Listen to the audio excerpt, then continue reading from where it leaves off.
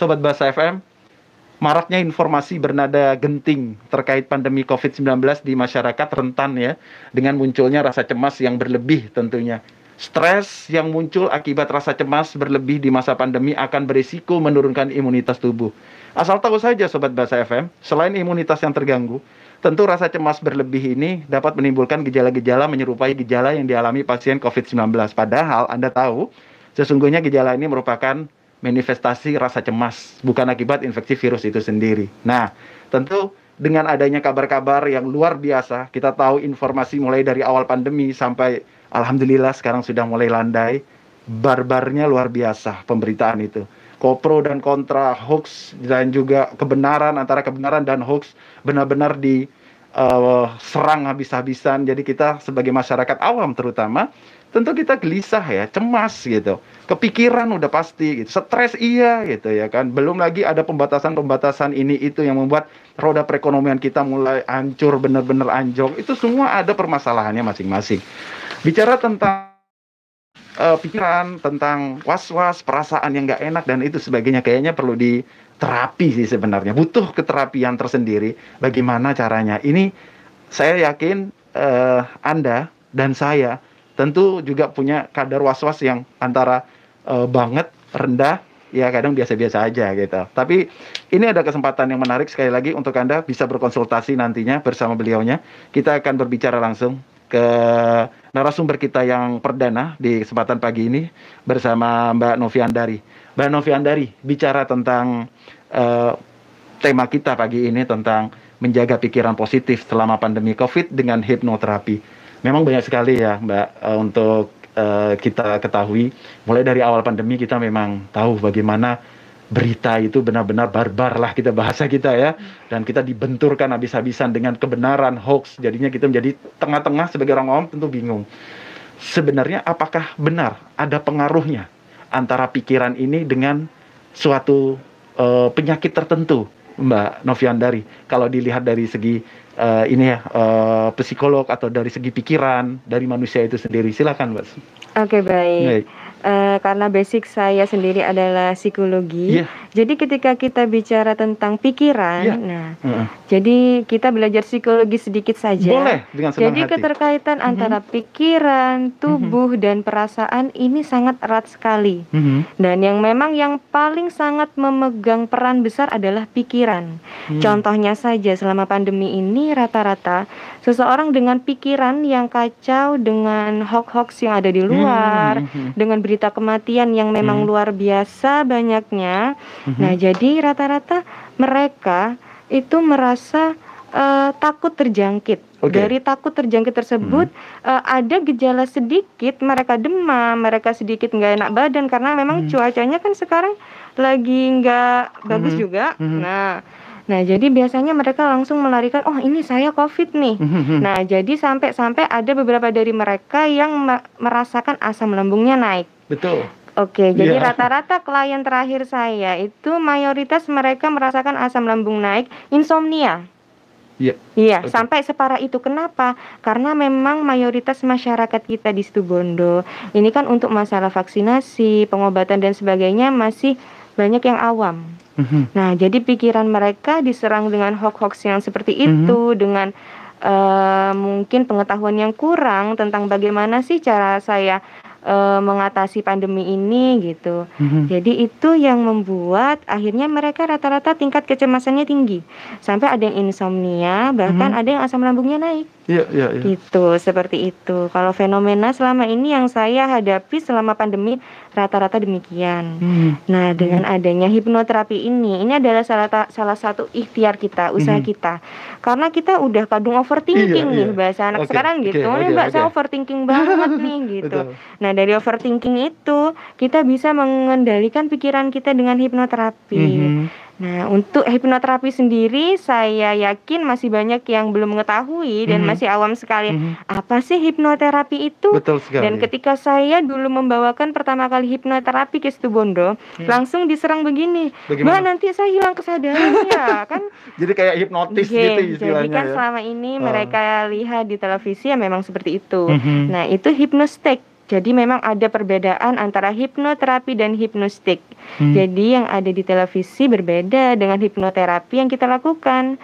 Karena memang basic kita adalah menggunakan ilmu psikologi seperti itu. Jadi bukan hilang kesadaran, bahkan ada Mbak itu pakai mantra ya, baca-bacaan seperti itu. No, jadi benar-benar adalah murni. Jadi hipnoterapi sendiri adalah memanfaatkan gelombang otak dari manusia. Jadi gelombang otak kita itu kita manfaatkan untuk proses hipnoterapi ini. Nah, saya jelaskan sedikit untuk hipnoterapi. Jadi hipnoterapi merupakan salah satu terapi dengan menggunakan metode hipnosis. Atau orang sering bilang hipnotis. Memang betul. Nah, tapi hipnosisnya ini dengan cara relaksasi. Kita menggunakan hipnoterapinya biasanya kalau saya dengan musik. Jadi benar-benar santai sekali. Nah, kita pelan-pelan bawa klien kita ke alam bawah sadarnya. Karena kita mau memberikan sugesti positif. Jadi dari orang yang overthinking, dia ngerasa, Mbak ini aku kok rasanya ya ini banget, galau banget, mau keluar takut dan sebagainya. Nah, itu kita kasih sugesti-sugesti yang positif. Apalagi tentang vaksinasi sekarang. Karena orang berpikirnya saya divaksin nanti katanya malah bikin penyakit baru di tubuh saya. Nah, itu kita luruskan, kita kasih pemahaman. Setelah mereka sepakat, kita kasih sugesti positif. Dengan adanya vaksin itu nanti membuat tubuh Anda menjadi semakin kuat, semakin sehat gitu. Seperti itu prosesnya. Jadi jangan disalahpahami dulu. Jadi hipnoterapi ini adalah proses terapi dengan menggunakan metode relaksasi, dengan musik, dengan hal-hal yang menyenangkan yang bisa kita lakukan bersama. Seperti itu. Oke, Mbak, menarik sekali tentang memang kita ini hidup di antara orang-orang yang tentu ini adalah hal yang baru. Pandemi ini kan anggap aja adalah sesuatu atau kehidupan yang new normal lah ya. New normal ini adalah normal yang baru, nggak seperti biasanya, dan kita harus memahami itu dan bisa mau menerima mau tidak mau gitu ya. Dan ini tentunya penekanan-penekanan. Dan saya ini ingin fokuskan, oke lah, untuk pandemi ini anggap aja alhamdulillahnya lah kita sudah mulai landai atau bahkan sudah sedikit-sedikit hilang lah begitu ya. Walaupun tetap kita harus menjaga prokes ya Mbak ya. Tapi tetap masalah kita adalah masalah baru, yaitu tentang vaksinasi. Dan ini tentu banyak sekali, dan ini ada di antara di mana ini adalah program pemerintah. Tidak sekedar program pemerintah sebenarnya, untuk kita sebenarnya, kembali ke kita kan gitu Mbak. Tapi nggak bisa. Kita dari cara hipnoterapi itu sendiri, seperti apa sih untuk meyakinkan seseorang gitu ya. Apalagi dengan individu seperti saya sebagai orang awam. Saya tidak punya keahlian untuk bagaimana nih caranya untuk meyakinkan seseorang gitu. Tapi apakah ada trik Mbak mungkin dengan hipnoterapi ini, bagaimana cara meyakinkan seseorang supaya dia itu percaya dan tidak lagi percaya pada berita-berita yang beredar, apalagi hoax seperti itu. Seperti apa Mbak? Oke, betul sekali. Jadi untuk proses hipnoterapi sendiri, sebelum kita melakukan hipnoterapi, itu ada yang namanya konseling. Konseling ya? Kita melakukan konseling dulu sama klien. Dengan mereka kita tanya, contohnya tentang vaksinasi ya. Mbak, saya mau vaksin, tapi beritanya mereka menjabarkan bla bla bla bla. Tapi Anda mau? Iya mau, tapi saya mendengar berita itu takut. Ada down gitu ya. Nah, kita sebagai terapis memang harus memberitahu tentang sebuah berita yang benar. Nah, jadi ada banyak sumber yang menyatakan bahwa vaksin itu aman dan halal. Nah, ketika kita sudah bisa meyakinkan klien datang kepada kita, berarti itu sudah memiliki niat yang besar. Itu adalah catatan utama bagi saya. Jadi ketika klien datang, mereka sudah punya niat.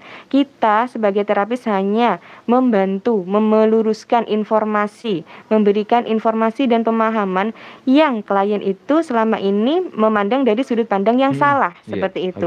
Setelah kita menemukan sebuah kesepakatan, berarti Mbak, dengan informasi yang saya berikan ini sudah dari istilahnya dari yang terpercaya sekali. Jadi tidak ada alasan lagi bagi Anda untuk mempercayai hoax-hoax yang kita tidak tahu sebenarnya itu dari mana sumbernya, seperti itu. Nah, ketika seperti itu, di proses hipnoterapi kita akan masuk ke dalam alam bawah sadar dari klien.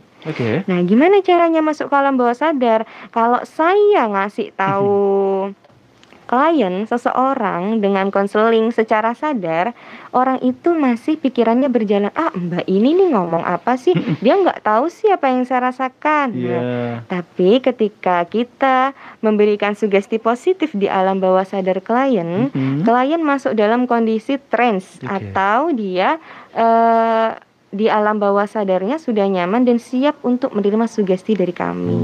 Jadi saat itulah sugesti saya berikan, saya masukkan untuk menguatkan, memberikan keberanian dan ketenangan bagi klien. Jadi ketika mendengar vaksinasi lagi, ketika mau mengambil keputusan untuk vaksin, sudah tidak ada lagi keraguan-raguan.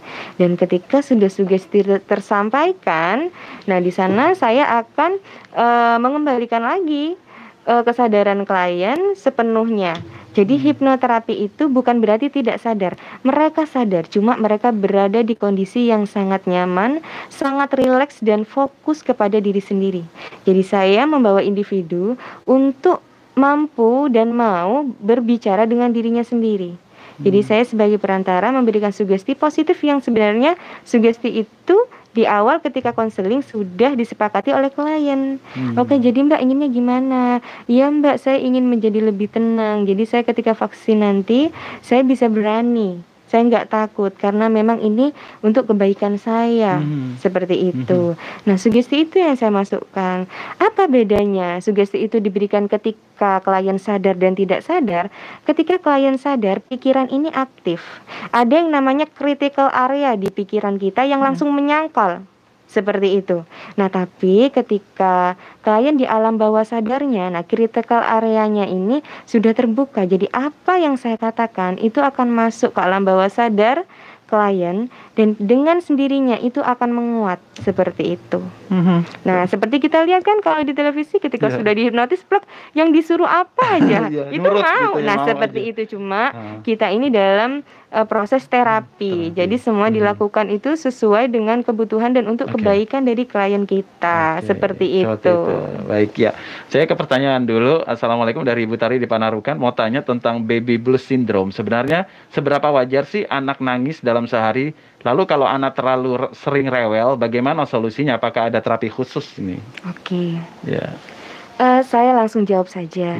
Jadi kalau untuk anak, kalau untuk anak yang bisa dilakukan hipnoterapi itu sebenarnya memang dari usia paling efektif itu 2 tahun ke atas. 2 tahun ke bawah yang melakukan terapi itu lebih banyak kepada ibunya. Seperti itu. Jadi ibunya yang saya berikan pemahaman bagaimana cara ini kan kaitannya dengan psikologi perkembangan anak. Seperti itu. Jadi bagaimana cara-cara ibu itu menenangkan bayinya dan alasan-alasan bayinya menangis itu memang bisa dideteksi dari sang ibu sendiri. Nah, kalau dikaitkan dengan hipnoterapi, kita kan kurang tahu babynya ini usia berapa. Nah, kalau seumpama babynya kurang tahu usia berapa, itu biasanya nanti yang kita terapi ibunya dulu. Kita terapi ibunya dulu karena kita tidak bisa langsung ke babynya. Nah, ketika 2 tahun ke atas baru kita bisa melakukan hipnoterapi ke anak tersebut. Dan itu pun hipnoterapi diteruskan juga nanti ketika menjelang tidur, nanti mamanya yang menggantikan terapisnya. Jadi nanti terapisnya memberikan cara sederhana bagi mama supaya mama bisa memberikan sugesti kepada anaknya.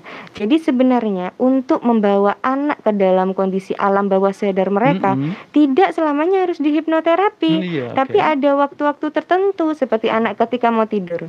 Nah, ketika anak mau tidur itu kan sudah di alam bawah sadar, di ambang-ambang aku ini bangun apa tidur. Kalau kayak kita gitu mau kesirep. Nah, pada saat itu dimasukkan sugesti oleh mamanya itu biasanya akan masuk ke alam bawah sadarnya dan itu akan men-setting semua pikirannya. Seperti itu. Baik, kita break dulu sejenak. Baik, dokter juga kita break dulu. Nanti kita akan kembali lagi dengan tema kita yang berikutnya dan nanti juga kita masih tetap berikan kesempatan untuk Anda yang ingin bergabung baik itu line telepon ataupun via WA di WhatsApp dengan pesan singkat Anda. Baik, sobat, tetap di Ngobras, ngobrol santai bersama Rumah Sakit Elizabeth. Sobat Basa FM, terima kasih masih di obrolan santai kita di Ngobras, ngobrol santai bersama Rumah Sakit Elizabeth. Dan kita masih bersama 2 narasumber kita. Ada Noviandari Safira SPSI CHCHT dengan tema kita menjaga pikiran positif selama pandemi COVID dengan hipnoterapi. Juga bersama Dr. Gigi Ranggi Agung Purnama dengan tema kita penggunaan aplikasi IHC Telemed 2021. Sejenak kita break dulu bersama Mbak Noviandari. Makanya kita break dulu sebentar ya. Kita beralih ke Dr. Ranggi Agung Purnama terlebih dahulu.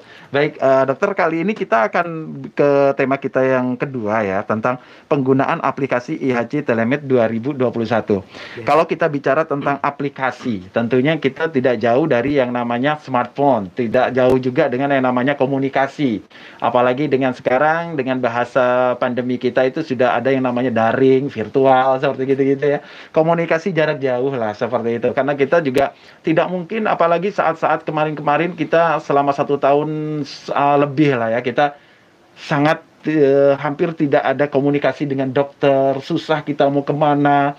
Mau ke rumah sakit pun kita juga udah takut, ya kan. Kembali lagi sih sebenarnya kita ke psikolog seseorang itu ya Mbak ya, tentang masuk rumah sakit, jangankan masuk, lewat aja udah ngeliat tenda udah bleng, udah langsung asam lambung udah kemana-mana, udah melambung kemana-mana justru ya. Tapi dokter, kita kalau bicara tentang aplikasi nih, Anda ingin memperkenalkan kita tentang aplikasi yang namanya aplikasi IHC. Aplikasi IHC ini sebenarnya apa sih dokter, dan seperti apa penggunaannya dan tujuannya untuk apa? Gitu. Silakan dokter. Baik, terima kasih sebelumnya ya Mas Bobi ya. Jadi dalam kesempatan kali ini saya ingin memperkenalkan layanan terbaru dari Rumah Sakit Elizabeth. Dan memang layanan ini merupakan layanan unggulan kami, pilot project kami di tahun 2021 ini, bahwasanya kami membuka terobosan baru terkait dengan layanan kesehatan yang tanpa orang harus datang ke rumah sakit, namun kita bisa layani kesehatannya. Artinya mempermudah ya? Mempermudah itu ya? Sekali. Jadi memang asal mulanya dari pelayanan ini pada awal-awal 2021 pas Maret sama April itu kan kita lagi tinggi-tingginya kasus COVID. Betul. Yang mana memang rumah sakit kami memang overload dan tidak bisa menampung pasien, sehingga sampai ada beberapa pasien yang isoman, mau nggak mau kita harus pulangkan ke rumah dan kita tidak layani. Lah itu yang akhirnya membuat kami membuat layanan dari jadi kami tergabung di dalam IHC ya, Indonesian Health Corporation. Ada 70 rumah sakit di Indonesia. Akhirnya kami menggali-gali ide, intinya menggabungkan ide gimana ini caranya agar masyarakat tetap terlayani, terutama untuk yang berkeluhan ringan, karena ya, waktu itu memang kasus di Indonesia COVID kan lagi membludak, sehingga hampir semua rumah sakit overload. Akhirnya kita membuat terobosan ini, bahwasanya terutama memang kemarin kita khususkan untuk pasien-pasien yang isoman. Dalam artian pasien tidak harus ke rumah sakit, hanya cukup membuka aplikasi atau mendownload aplikasi melalui Play Store dulu. Jadi nanti di Play Store tinggal diketik yang namanya IHC Telemed akan muncul. Di situ langsung dibuka dan diinstal.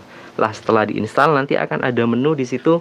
IHC Telemed tinggal dibuka. Mungkin kalau misalkan belum punya akun, akhirnya kan harus daftar dulu. Nanti akan diarahkan untuk cara pendaftarannya seperti apa. Lah intinya layanan unggulan ini kenapa kami promosikan di Situbondo ini, kebetulan yang bergabung hanya kami.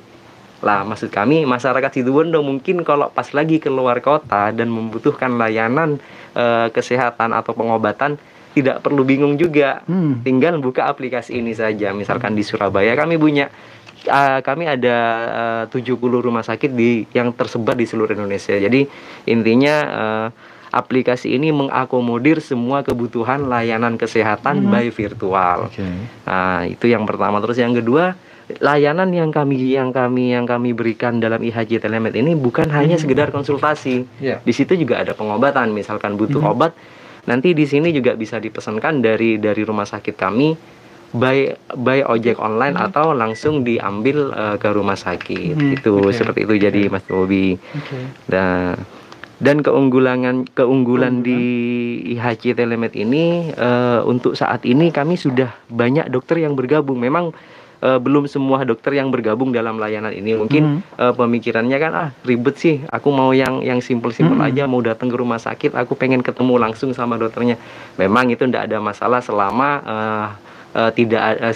kondisinya memungkinkan ya. Tapi apabila memang tidak memungkinkan, boleh, kami ada 4 dokter umum yang siap melayani. Satu dokter gigi, dokter umumnya ada dokter Aldo, dokter Stevi, dokter Budiono, dan dokter Gisma.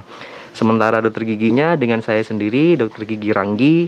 Dokter anaknya ada dokter Debbie, dokter saraf ada dokter Reza, dokter bedah urologi ada dokter Zulfikar, dan dokter objin ada dokter Ira, dokter THT-nya ada dokter Anis, dan penyakit dalamnya sementara yang bergabung hanya dokter Bayhaqi. Itu jadi misalkan masyarakat Situbondo yang membutuhkan layanan atau kontrol pos MRS bisa tuh, karena memang kondisinya belum memungkinkan untuk ke rumah sakit, tinggal download aja layanan ini, tinggal memastikan, Dok, kira-kira saya harus kontrol ke rumah sakit apa enggak, untuk memastikan saja. Begitu, berbagai konsultasi apa saja menyangkut kesehatan apapun itu. Dan kira-kira apakah ini ada waktu atau tenggang waktu untuk kita kapan jam aktif dari aplikasi itu sendiri untuk bisa konsultasi dengan dokter? Betul, ada, betul ada Mas Bobi. Jadi untuk yang di aplikasi ini, jadi intinya masyarakat bisa saja mendownload aplikasinya dulu. Ketika nanti memilih dokternya atau poli mana yang dituju, di situ otomatis sudah akan tertuang di situ. Jam prakteknya jam berapa? Karena tidak mungkin juga dong namanya dokter 24 jam melayani pasien. Beliaunya juga pasti punya urusan lain terkait dengan keluarga. Mungkin itu. Iya. Dengan kemudahan aplikasi ini kan harapan dari dunia kesehatan, khususnya rumah sakit yang sudah tergabung dalam aplikasi IHC ini kan tujuannya untuk mempermudah tentunya untuk masyarakat berkomunikasi, berkonsultasi dengan dokter-dokter pilihan, dan memang tujuan mereka masing-masing, karena setiap kita konsultasi tentu punya tujuan masing-masing ya, ke poli mana, ke spesialis mana, seperti itu ya. Nah, ini apakah nanti dari aplikasi ini sendiri, kira-kira kita apakah setelah kita download, apakah ini yang akan muncul itu pilihan 70 rumah sakit itu kah? Atau karena kita berada di Situbondo, apakah hanya muncul rumah sakit Elizabeth aja, atau seperti apa? Atau pilihannya seperti apa, Dok? Betul, jadi gini Mas Bobi, intinya ketika kita sudah mendownload aplikasi IHC Telemed ini, otomatis semua rumah sakit akan muncul. Jadi 70 rumah sakit yang ada di Indonesia itu akan muncul. Namun ketika biasanya diaktifkan di Android atau di HP kami terkait dengan GPS itu, otomatis Elizabeth akan berada di atas, sehingga tidak perlu scroll ke bawah. Jadi itu suatu informasi yang sangat memudahkan masyarakat. Jadi tentu masyarakat nggak bingung-bingung lagi, karena ada yang lebih dekat di kota kita, apalagi Situbondo juga termasuk dalam gabungan aplikasi IHC ini.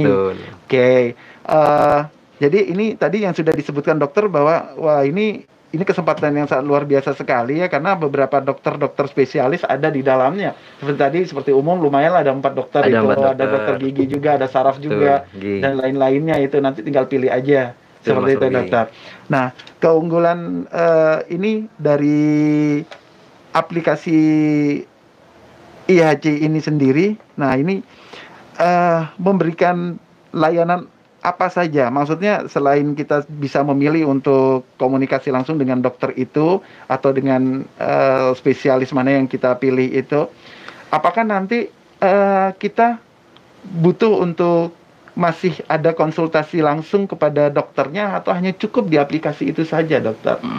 Jadi intinya begini, kalau misalkan hanya untuk keluhan yang tanpa butuh pemeriksaan fisik, mungkin bisa dilayani. Karena kan bagaimanapun kita kan konsultasi pasti ingin tahu nih, ini kok nggak diperiksa sih saya gitu, kok asal ini aja disuruh begini gitu. Kadang-kadang orang kan juga, aduh gini gimana sih gitu.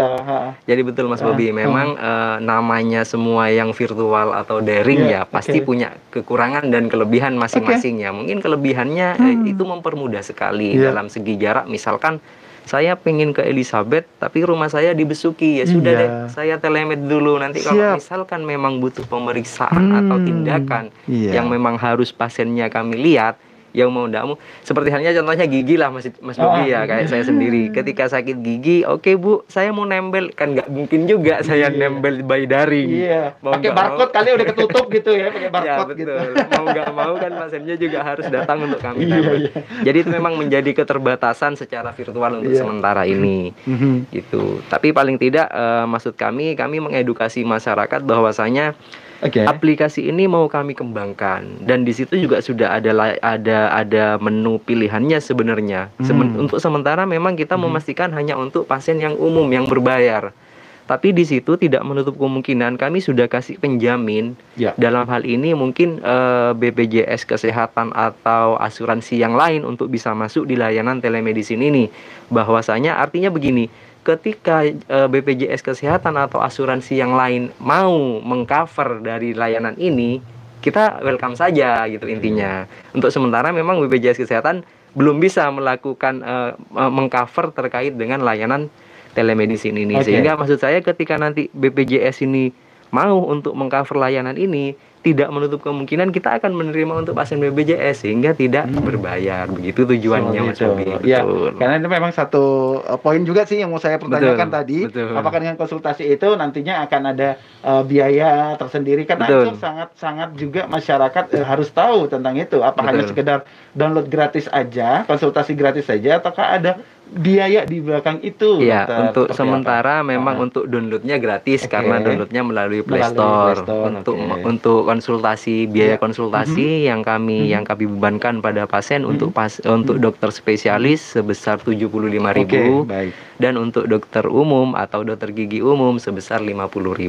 Baik, iya. Jadi seperti itu. Wah, ini penjelasannya seperti ini sangat penting juga karena masyarakat juga supaya lebih paham tentang yang pertama adalah ya ini dengan adanya aplikasi, anggap aja ini adalah aplikasi kemudahan yang baru yang bisa masyarakat download dan bisa konsultasi langsung pada dokter-dokter yang memang jadi tujuan konsultasi mereka seperti itu. Siap. Baik, dokter, terima kasih banyak untuk penjelasannya. Sementara break dulu dokternya. Saya ke Mbak Novi lagi nih, Mbak Novi. Saya coba untuk coba ada pertanyaan dari Arumi, bagaimana bisa menenangkan hati supaya kita bisa menerima kenyataan kalau sudah sakit hati dan kecewa, curhat. Kita tidak bisa melepaskan orang tersebut, bahkan kepikiran terus. Terapi apa kira-kira yang dibutuhkan supaya bisa damai dan bisa mementingkan perasaan kita sendiri supaya bisa keluar dari rasa sakit hati, curhat? Bagus sekali ya.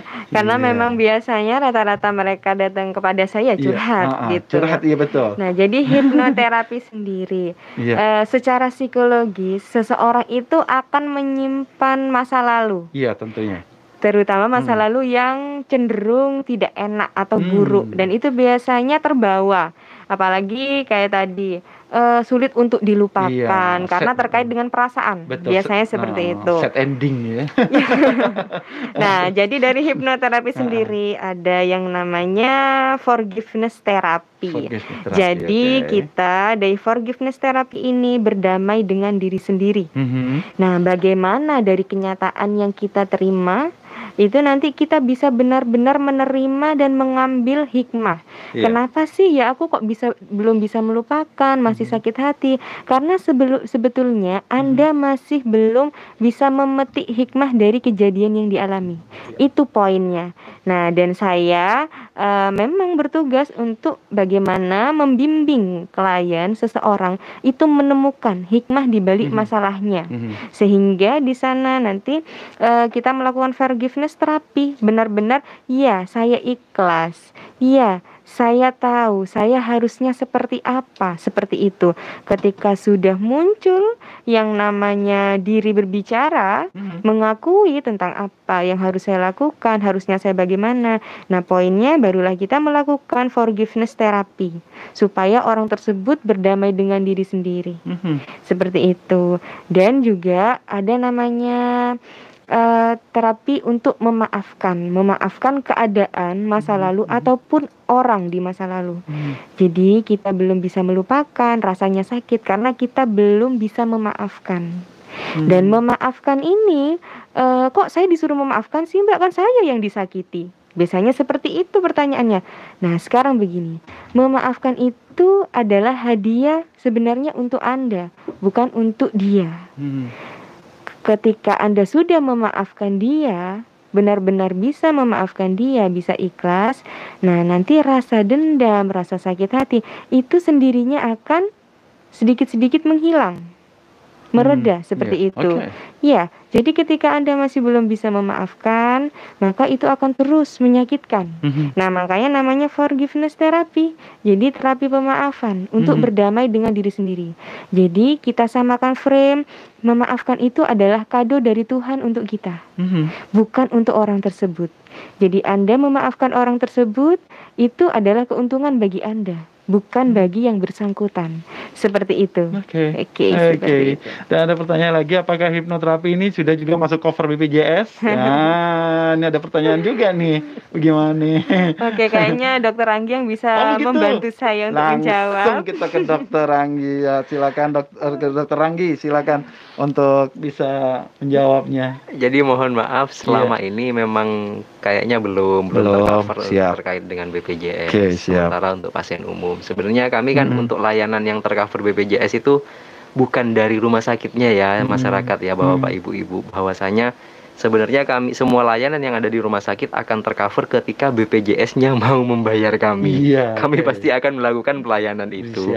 Tapi kalau misalkan BPJS-nya belum bisa, ya mohon maaf, layanan itu belum kami tangguhkan. Gitu mungkin. Terima kasih penjelasannya. Baik, sebelum kita akhiri, saya coba untuk kembali lagi untuk lebih jelasnya lagi kepada Dokter Gigi Ranggi, Dokter Ranggi ya, tentang penggunaan aplikasi IHC Telemed untuk lebih mempercayakan lagi kepada masyarakat, lebih ramai lagi masyarakat untuk bisa mengdownload atau menggunakan aplikasi yang semudah kita membalik telapak tangan ya sekarang ya. Karena ini memang sangat dibutuhkan masyarakat banyak. Seperti apakah sekali lagi boleh dijelaskan tentang ini sebagai rangkumannya sekaligus, Dokter silakan. Siap. Jadi yang awal harus dilakukan adalah mendownload di Play Store aplikasi yang bernama IHC Telemed. Ketika sudah bisa didownload, dibuka aplikasinya dulu, terus diklik di paling bawah yang ada tulisan daftar di sini. Sehingga setelah daftar di sini, di situ akan dimintain data bermacam-macam terkait dengan data diri. Dan memang untuk awal pembuatan akun kita minta untuk foto KTP dan nomor NIK. Apa tujuannya? Agar ketika pasien mendaftar, kita sudah punya atau kita sudah buatkan otomatis langsung yang namanya rekam medis, sehingga kami tidak perlu bolak-balik untuk mengkonfirmasi terkait dengan data diri itu. Setelah sudah dilakukan penginputan data diri, tinggal udah diklik dan langsung ke menu layanan telemedicine. Di dalam layanan menu telemedicine itu sudah akan muncul poli-poli dari masing-masing menu poli yang ingin dipilih dari yang bersangkutan. Monggo tinggal diklik aja poli mana yang ingin. Katakanlah misalkan mau ke poli gigi, tinggal diklik poli gigi umum, nanti ada nama saya di situ. Terus ada jam praktek saya. Kalau misalkan memang pas lagi jam praktek, pasti akan bisa diklik. Namun begini Mas Bobi, ketika misalkan mau daftar untuk, misalkan jam praktek saya dari jam 9 sampai jam 10 ya, cuma daftarnya jam 12 di hari itu otomatis tidak akan bisa terklik, sehingga harus daftar di besoknya. Setelah pendaftaran itu akan diarahkan untuk menu pembayaran. Jadi sebelum melakukan konsultasi memang yang bersangkutan diminta untuk berbayar dulu dengan virtual account atau dengan via transfer. Di situ juga sudah ada layanannya dari masing-masing bank. Insya Allah kami sudah lengkap semua. Tuh, setelah melakukan pembayaran nanti akan ada notifikasi bahwasanya sudah terbayar dan tinggal menunggu konfirmasi dari pihak kami. Nantinya kami akan menghubungkan ke dokter melalui aplikasinya. Gitu. Iya, terima kasih atas penjelasannya. Mbak Novi, sedikit juga sekali lagi untuk meyakinkan masyarakat supaya tidak ada lagi pikiran negatif dan terus optimis, ya kan? Karena bagaimanapun ini ada sangkut pautnya dengan imunitas seseorang, apalagi sekarang ini sangat rentan sekali imunitas seseorang untuk menghadapi segala macam penyakit ya, tidak hanya COVID aja gitu. Seperti apa Mbak Novi untuk lebih meyakinkan masyarakat? Iya, terima kasih. Jadi buat masyarakat tetap stay positif, menjaga pikiran positif. Kenapa? Karena dari pikiran itu yang membentuk diri kita. Contohnya rasa cemas akan muncul, terus juga rasa takut yang berlebihan. Nah, itu intinya adalah dari pikiran kita sendiri. Makanya stay positif, tetap berpikir positif supaya yang terjadi kepada diri kita juga positif. Badan kita sehat karena kita tidak berpikir yang macam-macam seperti itu. Dan untuk hipnoterapi sendiri, yang bisa apa sih Kak yang bisa diselesaikan dengan hipnoterapi biasanya gitu. Nah, jadi hipnoterapi sendiri ini ada yang namanya hipnomotivasi. Bagi yang muda-muda yang suka mager, males gerak, yang benar-benar down buat belajar, apalagi sekarang lagi pandemi, itu bisa dihipnomotivasi. Nah, juga ada forgiveness terapi yang tadi yang masih jadi tahanan masa lalu nggak bisa move on. Nah, itu bisa juga dengan hipnoterapi.